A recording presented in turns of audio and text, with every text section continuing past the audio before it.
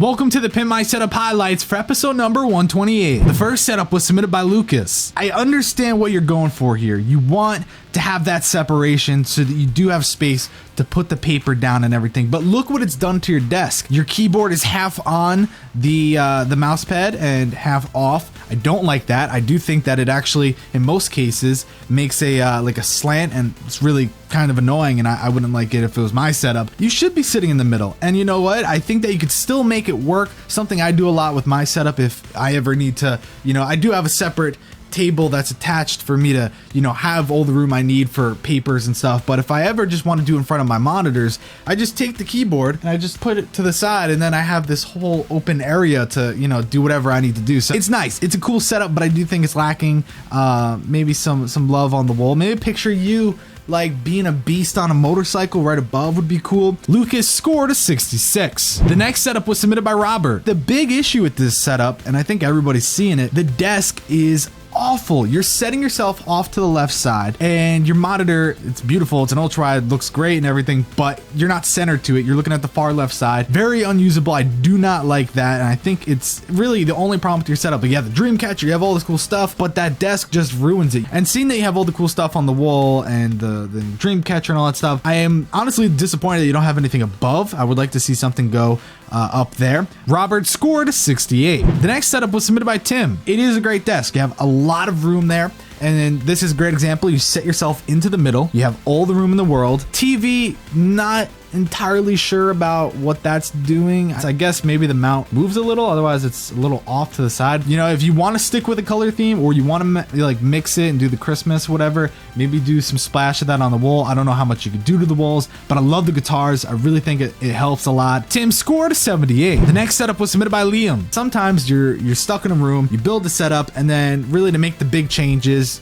you got to change a lot, and it's going to be paint on the walls, brand new furniture. It's like starting completely over. And in this scenario, moving to a new house, it's like, great, I start from step one, I know what I want to do, and you kind of make it work. And in this scenario, you did make it work. I think the posters are cool. I can see you really like symmetry. Not that they're the same ones, but they're basically the same ones, so that's cool. And I like how it flows through with what you're interested in. And I like that you're able to have a setup, for lands. I don't know too many people that can have such a badass setup, but your setup itself, it's nice. Everything seems to work good. You have a big ass mouse pad, you have your tablet, and then you have triple monitor setup. Everything seems to be pretty damn good, on point, and I like that. Liam scored a 92. The next setup was submitted by Rico. Got a sick ass staircase. I mean, look at that. That's a dope ass staircase, and I love that he's got the under staircase desk situation sort of going on here. He's got the shelf above, although I don't technically think all that stuff up there is like super cool. Like, he's got some cool stuff. One thing is a little off. Like, I don't know if he ever has to unplug his Mac in the left corner.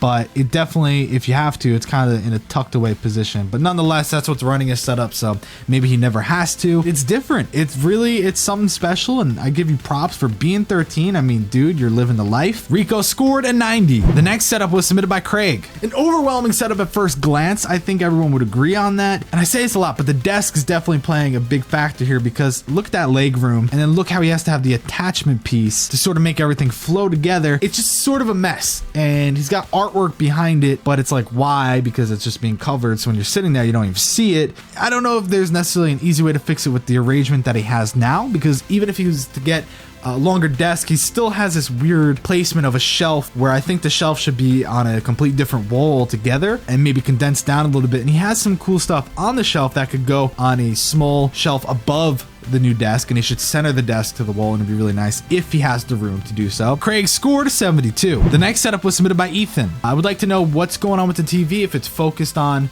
I guess, because this looks like it would be your bedroom, maybe it's easy to see from far back. Otherwise, one, it's a little too high to really use with your setup. Actually, very high, and it has no tilt. In some scenarios, I say headphone stands on the desk don't work, and I think this is one of them, because it's like covering part of the monitor. It's really at the edge, really easy to knock off. This is where an attachment to the desk, whether it's adhesive or a clamp or something like that, is going to really help. Ethan scored an 80. The next setup was submitted by Charlie. A headphone stand, it's going to help. Underside of the desk, works nice. He's got, I don't necessarily like using LEDs like that, because if you look in the first photo, you don't even see really any, you see like a light tint in the first photo.